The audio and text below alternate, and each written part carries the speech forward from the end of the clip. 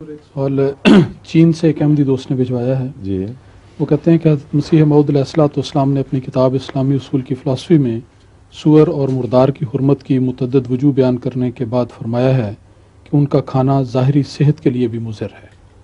ان کا سوال یہ ہے کہ جو لوگ ان چیزوں کا استعمال کرتے ہیں وہ یہ سب چیزیں کھانے کے باوجود ظاہری طور پر صحت کے لحاظ سے مسلمانوں سے کسی طرح بھی کم نظر نہیں آتے۔ مضر صحت ہونے کن کی مسلمانوں سے؟ جو غریب ملکوں میں رہتے ہیں؟ کن ہندوؤں سے؟ کن بدھوں سے؟ تو اسلام کا اور ان کا موازنہ کرنا بالکل ایک لغو موازنہ ہے۔ یہ معاشرے کا اور ملکوں کی اقتصادی حالت کا موازنہ جو یہ کر رہے ہیں اصل میں۔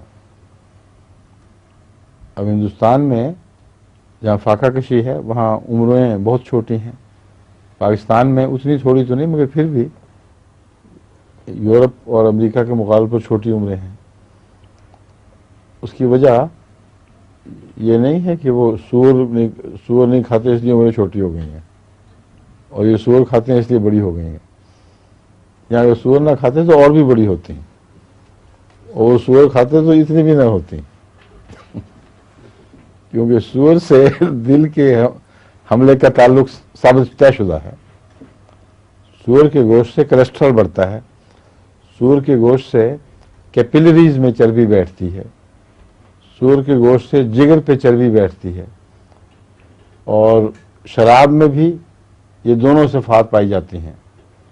شراب سے بھی جگر کے بعض حصے معوف ہو کر ان میں چربی بیٹھنی شروع ہو جاتی ہے، اور رگیں بھی پھیلتی ہیں، اور یہ جو جالے بنتے ہیں وہ خون کا جب زور پڑتا ہے نا باہر کی طرف تو شریانیں نہیں، وہ خلیے پھول کر بسا اوقات بار بار پھول کر کم ہونے سے وہ زخمی ہو جاتے ہیں، مگر سور تو ضرور ان میں چربیاں بھرتا ہے۔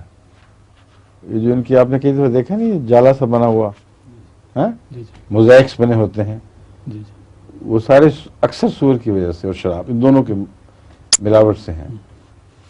تو یہ تو حقائق ہیں، مگر ان کے صحت کا نظام، اس کے اوپر بے شمار حکومت کے اخراجات، بر وقت ان کو ہر قسم کی سہولتیں مہیا ہونا، یہ اتنا بڑا فرق ہے۔ اور باقی غذا، اور پھر اسکولوں سے ہی ورزش کی عادت ڈالنا اور سیر و تفریح کی عادت، اس کے مقابلے پر یہ بھی تو ڈالیں نا آپ